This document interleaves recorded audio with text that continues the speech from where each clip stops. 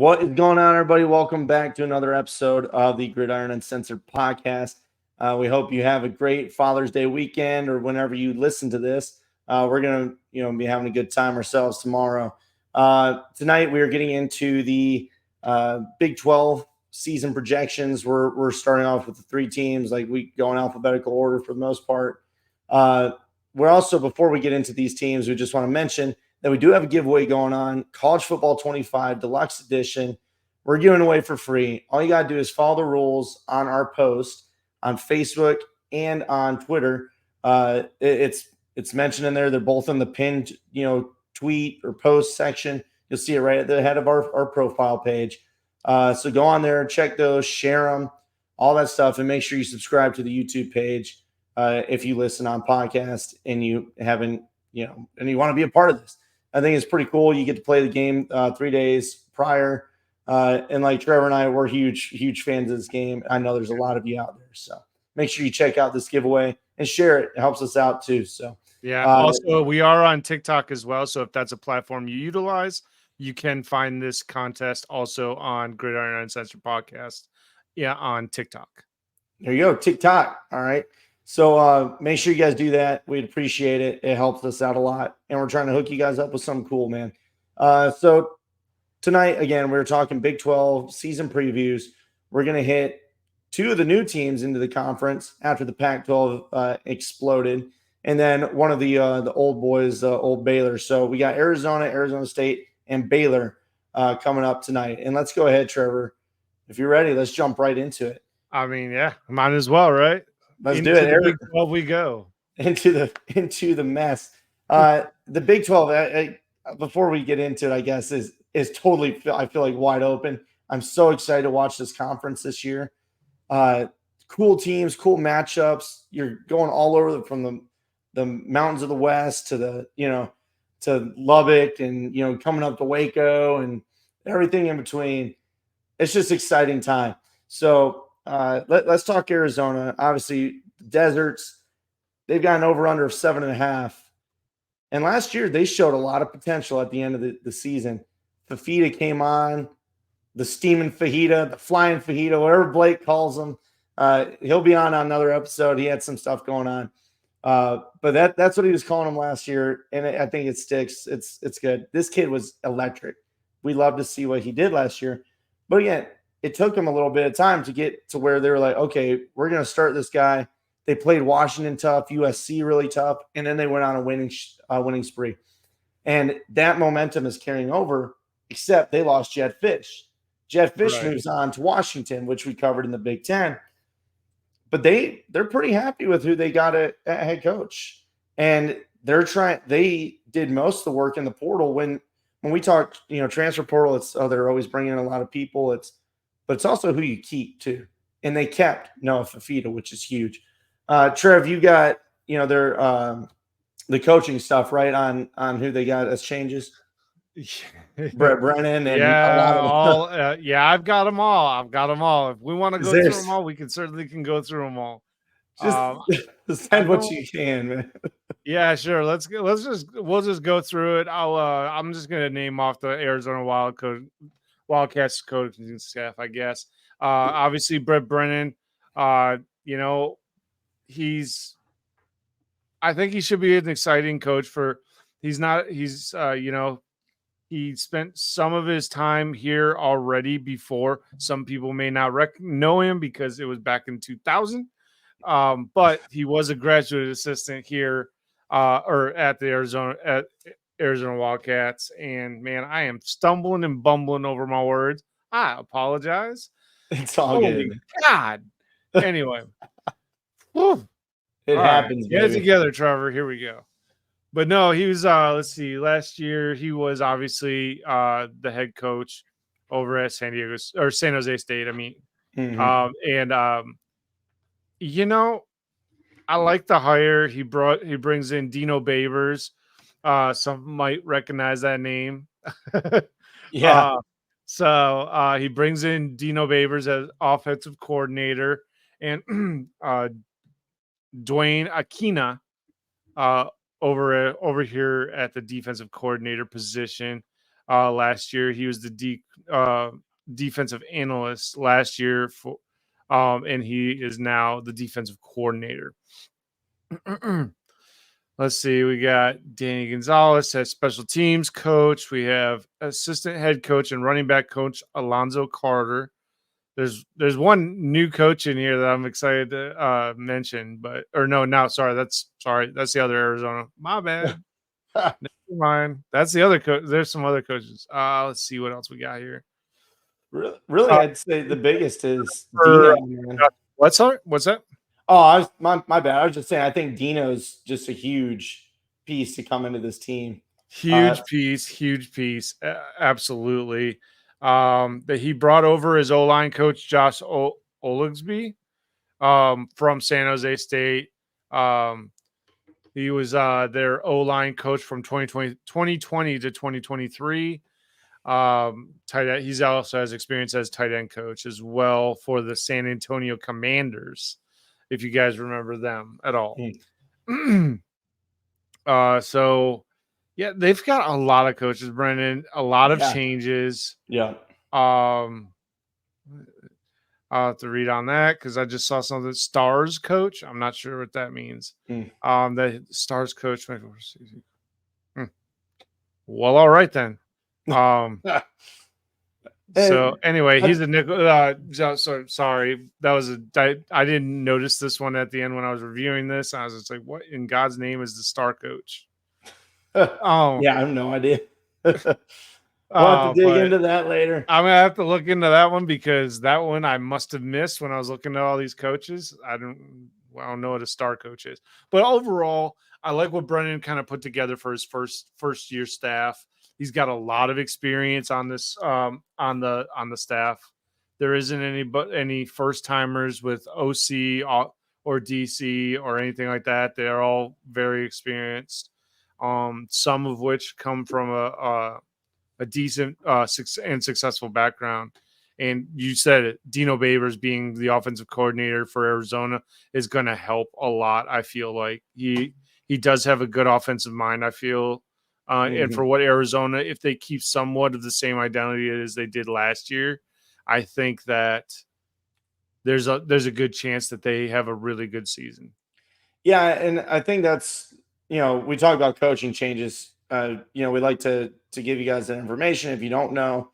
But Trevor, you point out all these changes. It's the momentum they had last year. Can they continue it? And obviously there's going to be changes. You bring in new coordinators, it's going to happen. But you just want to see if this team gels and if they mesh with it. And to me, that's the biggest question for Arizona going into this year. And of course, the portal, they lost a lot of people. They got in a bunch of people too. I mean, you're talking 24 come in, 24 left, 38th overall class in the transfer portal. And a lot of the guys that they got in, I mean, your wide receivers, edges, tackles, brought in quarterbacks to help, to try and help out, in the back end, because you lost some of your younger guys. But again, it's the biggest ones that you kept were McMillan and Fafita. Losing pretty much all your running backs sucked. But they did bring in Ja'Cory Merritt from New Mexico, which is an exciting player. And then also Quill Conley from San Jose State comes over with his former head coach. So there's some consistency there that helps. And we'll give them an opportunity, I think, to be familiar with each other, to build on, the camaraderie of the team. But it's just, how much change. We've seen it at Colorado can cause disasters. We've seen it at Texas State, some good things. So it just depends. And I feel like it can be so hit and miss. But I really like what Brennan's done. I think he's really attacked the NIL side. He's been met with the boosters. He's done all that type of stuff to really try to solidify this opportunity that Arizona has to become a big player in this new conference. And I'm really excited to see what they do this year, like you said, especially with Dino as an OC. These new running backs, what can they get going? The offensive line should still be strong. I know they lost, some guys, but I think this is going to be a talented group, even though they've got a lot of change. I'm excited about Arizona, and I think they're one of the leaders for the Big 12 when it comes to who can win the championship in Vegas anyway. The rest of us were trying to figure out everything as well, but Vegas, they like them, uh, maybe more than others. So what do you think about this team, Trev? And Well, I mean, I don't mind the transfer stuff. They addressed a lot of needs, mhm, no doubt about it, and they got enough. They got players for the most part with playing experience, starting experience, which is yeah, good. That's all good things there. But I would be just as excited if I was, for example, the on the recruiting side of things. I know they're the 48th ranked class, but considering that they are having a full tilt regime change, I think having a top 50 recruiting class still says volumes for the quality and coaching that we're able to keep a lot of the recruiting class intact for the most yeah. part. And I think that says a lot. They have a awesome 4-star running back coming in, 5'10", 170, in Jordan Washington out of Long Beach, California. He's ranked as the 17th best running back in the nation and the 20th best player in California, which is, that's, it says a decent amount about your talent level. They do have a smaller quarterback, Demond Williams Jr. Quarterback. He's the 19th best, fourth best in the state of Arizona. That Well, could be a good addition for them as far as just grooming purposes wise. Noah Fafita, it's his job to lose, and I don't think that he yeah. would lose it to a freshman at all. Well, I will But say, not to jump in on you, those two guys both followed. They were, I think, early enrollees, and they transferred. They jumped ship to Washington. Demond Williams and then Jordan Washington both went to Washington, is what I'm tracking. they're enrolled in the University of Arizona as of right now. Maybe they're Did different guys, did but they hang on? from what I'm seeing, Jordan Washington committed on 5/5/24 to Washington, and then Demond Williams Jr. committed to Washington and enrolled on No, 1/21/22. you're right. You're right. Okay, Because I remember 247 them is being, I do yeah, not like that 247 does not update their stuff then. yeah, that's on three. I They think were has gotten solid at that because again, guys, this whole new era of the transfer portal recruiting. These guys, you saw it with Julian saying, they commit, they early enroll, and then coaches are leaving in February, and you're like, or late January, what the hell? So then they jump, and then sometimes these Yeah, platforms that's don't my fault, upgrade. So, guys. That was my fault. I missed those two. dude, it's all Uh, good. That shit but happens. anyway, they've got some good recruits anyway coming in. I'm Yeah, assuming they're still their recruits. So we'll see what kind of happens at that point. I'd have to go to each individual recruit as it stands right now, um, but yeah, overall, I think that's good. They got top 50 recruiting class, as of right now at least, and a top 40 transfer class, which is a good start. yeah. However, with that all being said, I don't think that they are the favorite in the Big 12 at this point Ooh, because of everything that they've lost. Noah Fafita doesn't fix offensive line issues, and he certainly isn't going to fix the wide receiver or running back issue. Um, I just I don't see them competing at a level that they did last year against the better teams, meaning Utah, Kansas State, yeah. which do happen early, and then potentially Texas Tech and forgive me, football gods, but Colorado as well. Oh man. Well, I'm excited to talk about Colorado when we get there because Yeah, it's gonna be fun when it's going to be an interesting yeah, one. yeah. Uh, I agree with you again. There's so much change on this team. Some things I, help, I like yeah. Takario Davis staying on cornerback, even though they lost Prysock, Mm-hmm. which was a big loss. You can't understate that, and what they lost at running back. You're absolutely Right. right, Trevor. Yeah. But there's certain things that, like, okay, maybe like the tight ends that were in the portal, they Right. withdrew. They're back. Uh, Yeah. Polito on linemen, certain guys like that. So you're really hoping that can help, but There's a lot of change. I can see why they're presumed favorites because Fafita, McMillan. Yeah. But you're right. With so much change, it's just got to mesh, and And we don't know. yeah, exactly right. And the thing about it is that outside of conference champion in the Big 12, you basically have to make it to the championship game but lose at probably an 11-1 in the championship, like two teams at 11-1. I just don't see it with Arizona being that. Or like even if it's the second team, you'd be spoiler to the best team in the Big 12, I mean. Because there's a very real scenario that I feel like is going to potentially play out because there are a lot, I would say, very equally matched teams in the Big 12 where they beat each other up so much record-wise that the only team from the Big 12 that will be represented in the playoff potentially could only be the Big 12 champion.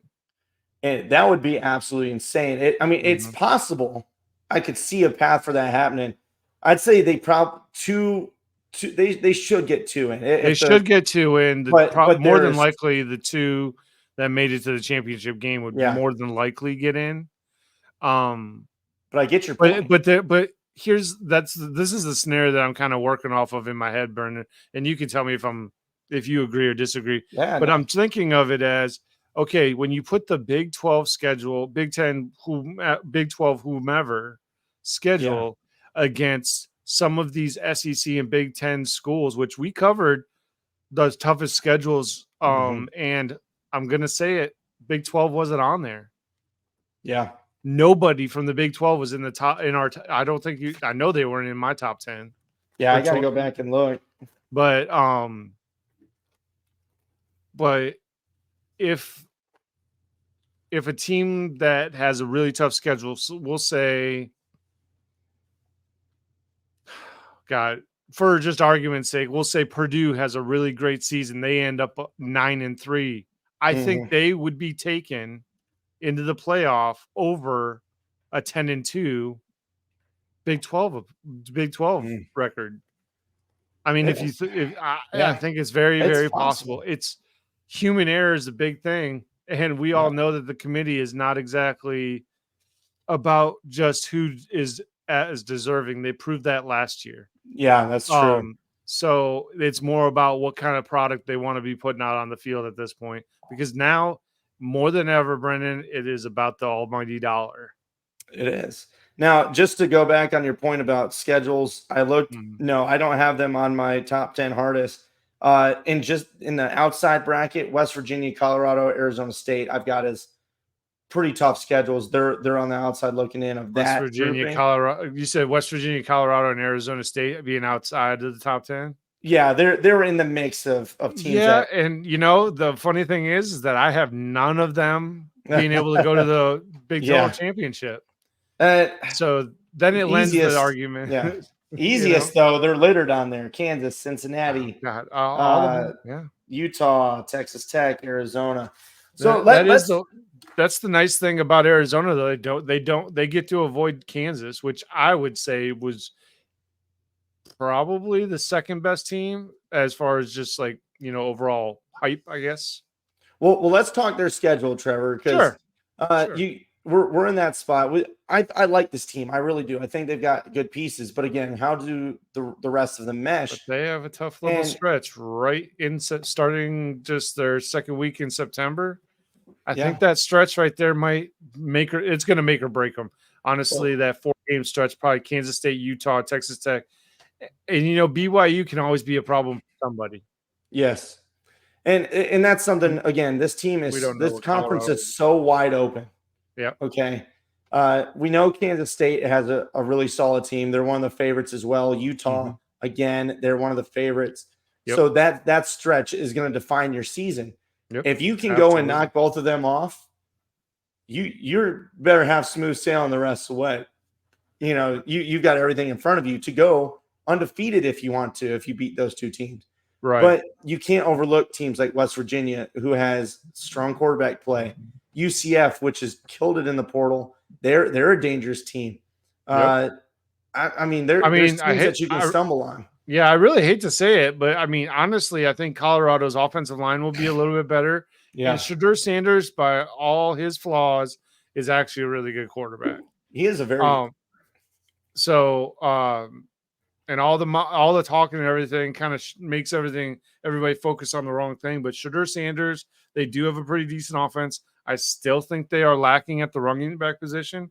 So mhm. I still think that Arizona on the defensive side of the ball against Colorado, I think they'll be able to make them so one dimensional that they'll be able to win the war of attrition Yeah, and play their style of game, keep away with their running game and their, shorter passing game, and maybe just outlast Colorado. But I don't think Shadur yeah, Sanders in that game will have enough chances to really beat Arizona. So that's why I think that 4-game stretch prior to Colorado is all that more important. agree. If you walk into that, New Mexico go win, Northern Arizona, and then you go in there, and I would say, Brendan, what do you think? 3-1 out of that stretch of 4 is acceptable. Oh yeah, I would. I'd say that, and then you damn sure want to win out. And If then you're you gotta, Arizona, yeah, yeah, then it becomes, if you drop one during the 4-game stretch, then you darn sure got to do. And Brendan, I know there's been a lot of talk about UCF being a big, a tough team this year, mhm, and that's usually the case. So you usually have some real burners and everything like that. And yeah, I yeah. would So, almost like to see TCU bounce back too. I think this is going to be the most interesting conference this year. dude, I'm Just I'm fully buying in on this conference as being chaos, and I fucking love it. I'm here for it. I am here for the chaos. I'm here for it, man. And all right, final thing for Arizona for me is again that stretch that you mentioned, Right. Kansas, Utah. The games you got to circle, West Virginia for sure. UCF is a danger team to me. We'll dig into these teams later. Maybe I'll change my mind, but right now I do think Arizona's got a great shot, a schedule that can be very winnable. You get through Kansas State, Utah, West Virginia, Colorado. Don't let them sneak around. Don't let them screw you over. You got a chance to go undefeated, but especially 11-1 going to the Big 12 championship game. I mean, this conference needs, people to step up, teams to step up. And you're looking at the old dogs, but these new dogs are hungry. They want a part of it. So watch out for Arizona Yeah. going into 2024, guys. I think it's going to be a very fun team to watch. Yeah. Trev, It'll be anything fun. Yeah. else? Yeah, they'll be a fun team for sure. I completely agree. I don't see it, Brennan. I just don't see it. I don't think that they will have the record to go be the top 2 team. I just I don't think respect they'll that. have it. I mean, like you said, there's a couple other teams that aren't on this schedule that we're not going to talk about just yet, but we might when we get to Arizona State. Mhm. So you want to switch over to them? Yep, let's All right, roll right into Arizona Arizona fans, State. let us know what you think about your schedule. Are we off on your team? I don't feel like we're too far off. I do like the running back situation. Let us know what you think. Uh, Obviously, things are changing. New year, who dis, right? Always. So let's talk about Arizona State because this one's a little bit different of a tone. I feel. Uh, You think? yeah. I'm trying to be nice, Trevor. God dang, man. Okay, you know what? Fuck it. This team, Well, look, this has been a hot mess for a hot minute. you had the Jaden And I Rashada really issue. do. I'm really trying to be positive for them, but this has been a hot minute for a while. Yeah, and look, But I there's mean, talent. hot mess, hot There's minute, talent that's hot come out of mess. Arizona State. Oh, It's just absolutely, not like just recently. It's just not hidden. Now, I will absolutely. say we both like Dillingham, right? I like Yep. what he says. I love his energy. I like his energy. I like his attitude. I really do think that there will come a time when we have a better tone when talking about Arizona State, Yeah, but it's kind of a show me thing. It's time to show me what kind of quality yeah, players, what kind of atmosphere are you going to put around this football team and things like that. Are we going to see the, spitfire from before all of the madness happened, where there was a lot of energy around that football team and stuff yeah. like that? But So let's talk real quick. 2023, obviously, one you want to forget, but they did have some close losses. California 24-21, Colorado 27-24, Washington 15-7. They had moments. And then again, it's still 3-9. So you can see maybe potential for growth. I didn't mention it with Arizona, but with ASU, they've got 65% returning production. Again, this does factor in transfer portal guys, but their offense last year was 109th overall. Their 89th defense last season. So these are things you want to see change. Yep. And when you talk about 2024, you have to talk about their portal class. Obviously, 23 doesn't matter anymore. They brought in 29 and they lost 29.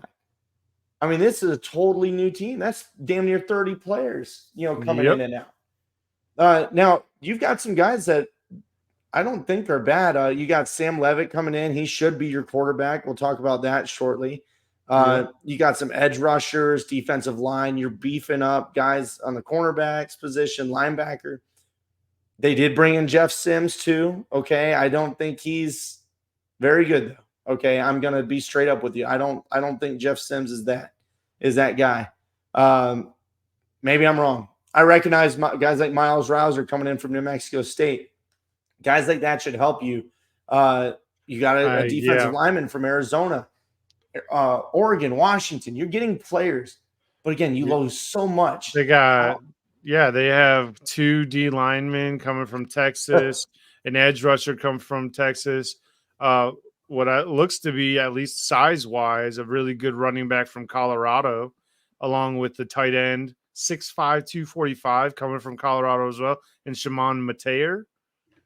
They're both pretty rated. Wide receiver Malik McLean coming out of Penn State, 6'4", 206. Yeah. Like these guys lend to I like the people that he's bringing in. It looks like I like. They may not all be starters, but more than likely they got some time. And either way that they were already in a college program and they kind of know how things work.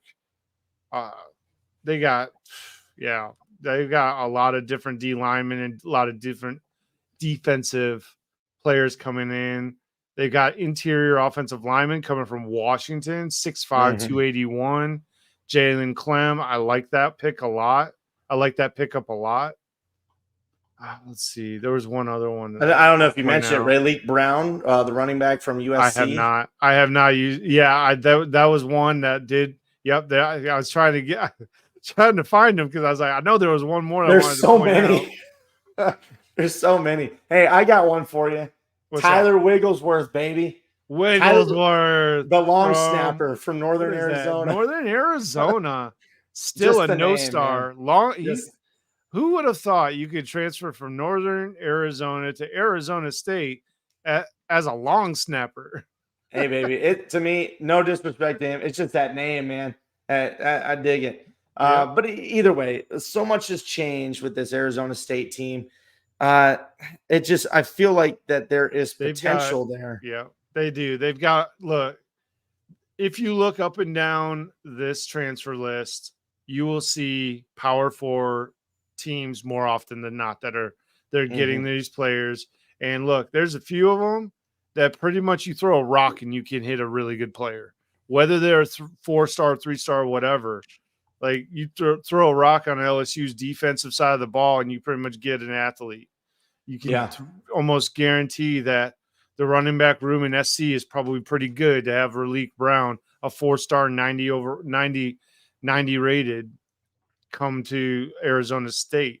Yeah. I mean, I don't look down upon these players for going to Arizona State. I look at it as a great opportunity for Arizona State to put these pieces together and potentially have a really great season. Yeah. And so that's where I'm feeling the most optimistic about the Arizona State is what they're bringing in. Whether or not they can actually put something together, Brendan, that is an entirely different ball game. Yeah. Because I still do not prescribe to the idea of the Colorado Buffalo way of thinking, where just bring in everybody and then just let's see if we can piece it together. There's got to be more growth, and that's why I'm Well, I'm going to click into this guy, make sure he actually went to Arizona State before I talk about the recruit. Hey, So, okay. yeah, I feel you, man. But no, they got a really good running back, 5'7.5", 194. Jason Brown out of Seattle, Washington, 16th best running back in the nation, 5th best out of Washington, and they've got the best tight end out of Oregon in Jaden Fortier. I'm assuming that's how you pronounce it. Yeah. 6'5", 220. I like that size coming from a freshman. That's a phenomenal starting point for a tight end, especially with an Arizona State team that's going to need weapons. Yes. So, and there's a very real possibility because it's Arizona State. This young man, Jaden Fortier, will get snaps more than likely, and Especially, it could be a running back by committee as well. You never know. Yeah. We'll see. Oh, you mentioned tight end, right? They did lose Jalen Conyers to Texas Tech. They did. Yep. I mean, you might have a younger guy step in. But no, I mean, if you got more on the recruits, go ahead. Sorry to jump in. Oh, no, you're good. You're good. A lot with defensive back and interior linemen, linebackers, the real, I guess you could say, unsung hero positions for the most part. You don't talk about them very much until, well, it's down to crunch time. But they've got a lot of different pieces coming together. Some Hawaii, Texas, all over the country. Arizona State's kind of all over the map right now, and that's a good thing for them. Getting their name out there, having, if you're grabbing up kids from good pipeline high schools, that's a potential opportunity for Arizona State. Yeah. And, recruiting is obviously very important. The transfer portal now is very important. You have to have a good mix, and it seems like they're doing that. He's obviously attracting players. Dillingham is. It's going to be interesting to see. It's a 29th class. I mean, sheer numbers will help do that. Yeah. But for me, it's quarterback play. Yeah. I don't think Jeff Sims is that guy. Like I said, we'll see. With Jeff Sims, I feel like that's what I want to look for. They need to turn him into more of a game manager. Yeah. More of a medium range thrower. If he can master the medium range throw for Arizona State and picking his spots correctly, it will do his game so much good. Much good. And potentially help them out. But I just don't see them doing that with him. Because that goes against conventional wisdom of what Jeff Sims can do. So whatever. Yeah. No, I feel you, man. It's for me again when I'm reading their stuff and their boards and what I see from they like Sam Levitt, what they saw in the spring game, it kind of carries over what he was able to do at Sparty in his limited action. So they're kind of pleased with that. But again, the biggest question is offensive line. They lost some guys. They brought in a bunch on the portal. They have between the recruiting class and the transfer portal, there is a ton of offensive linemen coming in. Yeah, so obviously those two are huge. You lost Elijah Berger, your best wide receiver, or excuse me, Badger. I was thinking of another player at it. Either way, Badger, you lose him to Florida, so that sucks. You lose Rashada. So this offense, like you're looking for something to click. You don't need these guys necessarily to be these big name, high profile, people. Just play football. Go control the game. Go get your first downs. Like you're mentioning, Trevor, be game manager, and that's fine. I hate that is a derogatory term when it comes to football. So I know I'm a game manager when I'm coaching my college football team. Hey, that's right, man. I've burned Brendan plenty of times doing the dink and dunk stuff all day long. It just pisses you off, man. So do it. Play that style. Play the game. I'll say again though, I think I like what's going on with Arizona State. I want to see it this year. Prove it. Get out there and show us what you got. But absolutely. Trevor, if you want to talk schedule, it's not an easy one. Yeah. No, it's not an easy one. But real quick, I wanted to add one fun little tidbit about the coaching staff additions. Is that they brought in Hines Ward as a wide receivers coach. And some of you people that listen may not know who Hines Ward is, but he's only one of the best Pittsburgh Steelers wide receivers to ever Ever. played the game, like to ever play it. He was the slot receiver guru before slot receivers were a good thing.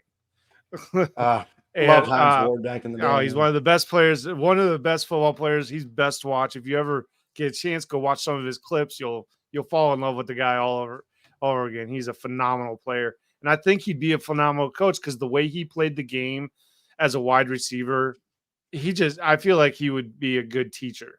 So Yeah. I'm curious to see what he does. He's coming in as the assistant coach and wide receivers coach.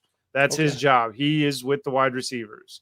So we'll see how he and Marcus Arroyo, the offensive coordinator and quarterbacks coach, kind of team up and try and get the new quarterbacks coming in and these receivers that are coming in as well on the same page. It'll be an interesting transition for sure for them. Yeah, I'll be excited to see, especially like I said, Malik McClain, guys like that. It'll be interesting to see what happens with it. And Hines Ward putting that name with the Arizona State, you never know. That could help them in recruiting as well. Absolutely. With wide receivers. Players love to play with them. Exactly. Let's look at schedule real quick because it's tough. Again, I mentioned that they were on my outside looking in as one of the tougher schedules in the country. And again, you look at it, a Mississippi State team, they're trying to revamp their image from last year, new head coach, new players. Wyoming, new coaching staff, but they're from the same cut of cloth. So I don't see there's going to be much difference with that Wyoming team. Look what happened last year with Wyoming traveling down to the Big 12 team. You better watch out, okay? There isn't a gimme game on the Arizona State's schedule. There is not a gimme game whatsoever, even from the get-go with Wyoming, like you said, all the way through to Texas State. That's not a gimme game. Texas State is a much improved team than what they were, than what what most people's memory of Texas State is, which is non-existent usually. Yeah, I mean, people don't know Texas State unless you're in that conference. Exactly right. I'm going to that game. That's the plan. It's here in San Marcos, Texas. So if you're down there, holler at me. But no, that's a danger team. They can really screw your season. Like you said, Texas Tech's, another one. Trevor, go ahead, man. I mean, yeah, Texas Tech. I'm going to avoid having my proverbial foot and mouth moment when I'm like, oh, Texas Tech. When I'm doing preseason last year, this is exactly kind of where I was at, where I was like, I think they're going to be so improved, and they might be, they're definitely not favorites to win the Big 12 this year in my eyes, which means they probably will. So yeah. Look, I rode that wagon last year and it bit me in the ass. I'm not doing it again. I mean, I was with you until week 1, and then kind of went away really quick. Oh, Jesus. Yeah. And then look, you got a bye week after Tech. Yeah. And then you get into this meat of just, it's going to be tough, man. I didn't say it earlier. I forgot too for Arizona, the over under Arizona. Maybe I said it. It was 7.5. Arizona State's is only a 4.5 over under. Well, I think that's probably generous, but Kansas, Utah, Cincy. That little, I mean, that's Brendan, I don't know. Like Utah, Cincy, OSU, they don't miss any of the good teams. All of the good teams that I project to be good, at least, are on Arizona State's schedule. They literally play every favorite in the conference. Yep. Arizona, Kansas State, Oklahoma State, Utah, Kansas. Yep. I'm going to chalk those up. Pretty much, those should be 5 losses right there. 3, now, maybe you upset a team like you were close with Washington last year. I could see there being, again, momentum for this team, but this is tough, guys. And UCF, I just don't know. Brendan, I already have a headache looking at this schedule, thinking like, how in God's name am I going to do a pick'em on some of these games? Like, I won't even know which way to go. This is ridiculous. Like, I think that majority of these games that outside of the favorites, at least, like it'll be like a slight edge to Arizona State or slight edge to BYU or UCF as far as like who's the favorite in the game. So it's just like, it'll be an interesting one. I like what Arizona State's built though so far. Yeah, look, this is one where I could see them knocking off a team that they shouldn't. But I see a lot more losses than wins personally, and I hate to say Yeah. that, but it's a tough schedule. Give Dillingham some time, let the man cook. I like what he's talking about. I really like his momentum. Yeah, his Give attitude him, about things in general is good, and it's a good change from what they're used to over there at Arizona State. yeah, I agree. Um, Trevor, you want to jump over to Baylor then, and let's Yeah, finish let's take off a with look at Baylor, and we'll wrap this up. yeah. So Baylor again, another 2023 that you want to just put that in the back of your memory and let that shit just fade away. You want it gone because it wasn't good. Okay, they went 3-9 as well. Lost to Texas State, if you remember, the very first week. Another game that everybody's just like, oh my god, week one college football. This is stuff that happens. If you're not ready for a little team, you want to call them that, traveling up the road, and then they whoop you in your own stadium. Jeez, baby, that's not good. And then Utah, that game was a mixed match of just BS because Utah was without a quarterback effectively. Say what you want, but they were. And then you go on, lose Texas Tech, and then pretty much everything else except for Cincy and UCF. It was just an ugly schedule last year. But now, flash forward to 2024, things are changing. They've got portal class coming in, 16 in and 15 out. So I mean, you're seeing changes there. It was the 39th ranked class, and I mean, I see some hope for what they're doing. Aranda seems to be moving back to calling defense, which I think that'll help them. Uh, I just Jake Spavital's coming in. Trevor, I know that should help. But again, this is Yep. another team that they have an over under 5 last year. They have 79% returning production, which is great. That helps, but it doesn't always mean great things. Yeah, it's not always a good It Right. doesn't necessarily mean a transition. You had the 71st ranked offense and the 110th ranked defense last season. So if you got players coming back that were not good last year, and these are things you got to look at. But again, the portal has happened. People have left. People have come in. You got big offensive linemen coming in from Texas A&M and from South Carolina. You got cornerbacks coming in from Arkansas, guys from Texas Tech. So you're getting kind of across the spectrum. Ole Miss, Texas State. You rated a receiver from there. So certain things like that are going to help. It's just again the O-line play. How are they going to affect this team? And they went out and got new guys. So you hope that helps.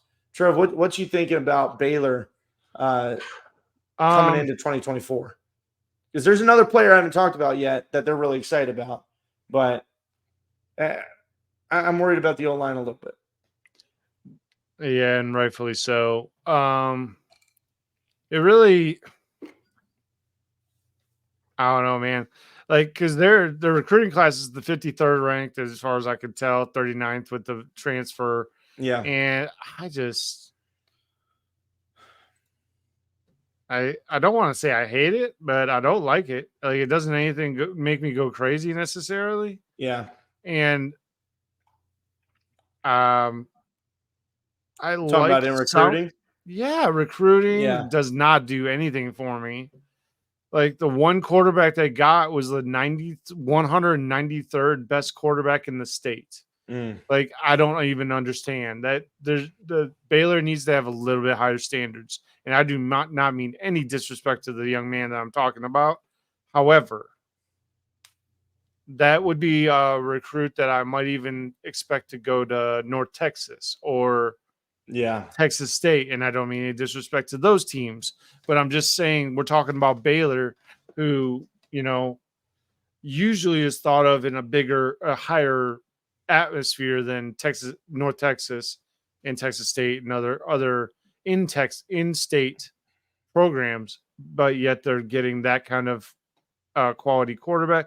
I know that they are bringing in the kid from Toledo, Yes. Daquan That's Finn, which they are super happy about. that's the big one. Yeah. That's going to be really good for this team. I'm telling you. Yep.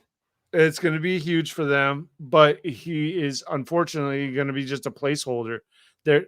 So this is my argument to all of this is that you get these transfers, they're great placeholders, but yet you can't continue the momentum that these transfers bring you without bringing in more transfers because you're not doing enough in the high school level. And as a Texas college, that's Baylor of all of them, I feel like they should have one side of the freaking map of Texas to themselves. Yeah, I mean, if they recruit properly. Look, this is a Baylor team that won the conference championship in 2021. Right. Okay. And then it's just gone downhill 2022 and 23. It's hard to recruit when you're losing. So I respect at least attacking the portal and going and get a very talented guy in Daquan Finn.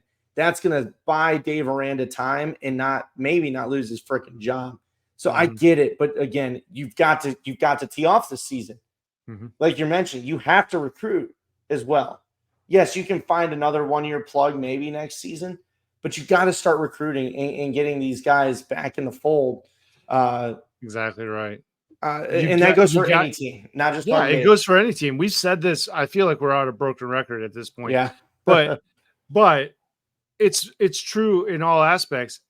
The transfer portal, it's already actually really been tested and proven that you cannot build a long-lasting program just by doing transfers. You have to get these freshmen and you have to build a culture. And you can have a 2 or 3 year starter if you develop your program and your recruiting good enough. Yeah. Where, that's just my opinion on it. And I feel like it's definitely doable for Baylor in that regard. Yeah. But this year leaves me wanting more from their recruiting side of things. Their transfer portal is good enough for sure. Now they needed to match that same success on the trail as well. Yep. And wins cure all. And we mentioned coordinator 100%. Changes. Like you said, Spavital coming in. He was at Cal. And they really started to turn a page. So I think you're going to see potential here for Baylor to show signs of improvement. And you have to. Again, you have the 71st offense, 110th defense. Defensive side, you really need to see it. And they brought in, linebackers, some safeties, guys like that to help. Edge rushers from Western Kentucky, Texas Tech. Again, you're hoping this is where you're going to build this momentum. You can have a 71st ranked offense and still be a dangerous team. Michigan last year won the national championship, and they were only in the 60s when it comes to total offense. Again, this is total offense. I'm not talking advanced stats. I know they were only. If you want to go that route, their recruiting classes weren't great, but they got the right people. Exactly. Find your culture fits, and I see what they're trying to do here. And Finn is huge. Finn last year at Toledo, he had 563 rushing yards, 7 rushing touchdowns. He had 22 passing touchdowns, 9 interceptions, 2,600 passing yards. He's a talented guy, and it's going to help you a lot. And then, like we mentioned, you brought in another wide receiver from Texas State and Ashton Hawkins to help shore up the room that you already have. You're expecting this offense to change from being run heavy to more quick passing, I think. That's kind of what the Spavital thing is. Get your guys in space, get them moving. But you got to be ready. Quick catches, quick running. I'm interested to see what this team is going to be. But I think they're a little more dangerous than what people might expect. A lot of it's going to play on the offensive line. And then also defense with Aranda supposedly calling plays again. I could see there being potential for this team to screw some people over. Trevor, you got anything else about the actual roster or anything before we go talk schedule? No. I think Baylor is always followed by a question mark for right now. Yeah. For me, until I see some consistency. Prove it. It's really a prove it scenario for Baylor, especially. That's another schedule. Again, the Big 12 is just so wide open. I know we're hitting it again. We say it. But you look at teams Iowa State has a lot of returning. People are really excited about Iowa State. You play BYU, Colorado, Utah. Air Force is in there. Air Force is always a dangerous team because then you've got to prepare for that crap. So Tarleton State's a win, okay, unless you BS around and you get whooped like you did against Texas State. But then you got Utah at Utah. You come back to Waco to play Air Force. So you've got to prep for Utah, and then you got to prep for the triple option. And then you got to go prep for more spread offense against Colorado. That's a tough little stretch. I don't care what anybody says. BYU, Iowa State, and then you have a bye week. Texas Tech, Oklahoma State, TCU. This is not an easy schedule, guys. And then you finish it out with at West Virginia, at Houston, and then Kansas. Yeah. Where I know Houston doesn't sound like a tough game, but that late in the season at Houston, I think that there's a potential problem there. And I think Houston might be better this year than most people give them credit for. Trap game. Look at that. Between West Virginia and Kansas. Yep. So I can see why they have an over-under of 5. Yep. I can see that. Yeah, you are looking for upsets is what you're trying to do as this Baylor team. You've got to beat Tarleton. You've got to beat Air Force. You've got to beat Colorado and BYU. Let's not sugarcoat it. You have to beat those teams because then the rest you're starting to get like, okay, you got to beat Houston. There's 5, but the rest this is a tough schedule. I really think, and this is just me. I think they have to be 5-1 the first 6 games of the season going into that first bye week. Yeah. That's a tough task. That'd be tough. That's going to be very, very tough for them. But I would say that if they don't do that, though, it all but is putting them out of the race to be in at least the conference championship game.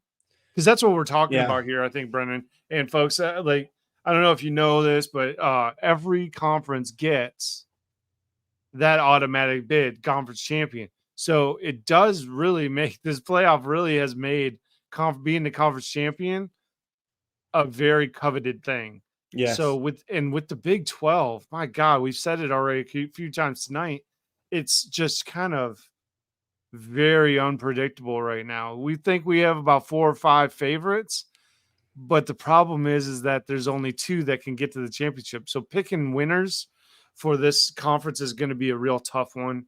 Yes. And I just don't see it for Baylor this year. I mean, they would have to have a run of their life. Yes. To really kind of walk into the championship game. I don't know, Brendan.